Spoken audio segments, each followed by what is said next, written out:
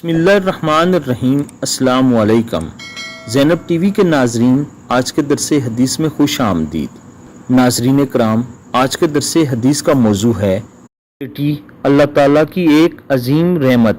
حضرت ابو سعید خدری رضی اللہ تعالیٰ عنہ سے روایت ہے، رسول اللہ صلی اللہ علیہ وآلہ وسلم نے ارشاد فرمایا کہ جس بندے نے 3 بیٹیوں یا 3 بہنوں یا 2 ہی بیٹیوں یا بہنوں کا بھار اٹھایا اور ان کی اچھی تربیت کی اور ان کے ساتھ اچھا سلوک کیا اور پھر ان کا نکاح بھی کر دیا تو اللہ تعالیٰ کی طرف سے اس بندے کے لیے جنت کا فیصلہ ہے۔ ابو داؤد اور ترمذی میں یہ حدیث موجود ہے۔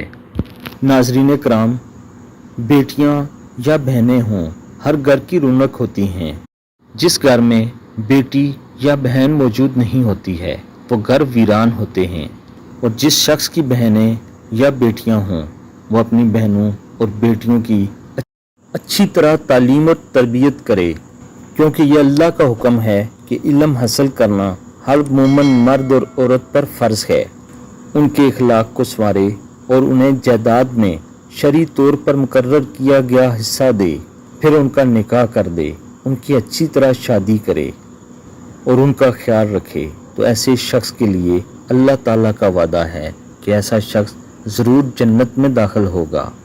اللہ تعالیٰ سے دعا ہے اللہ تعالیٰ ہمیں بھی ایسے لوگوں میں شامل فرمائے، آمین ثم آمین۔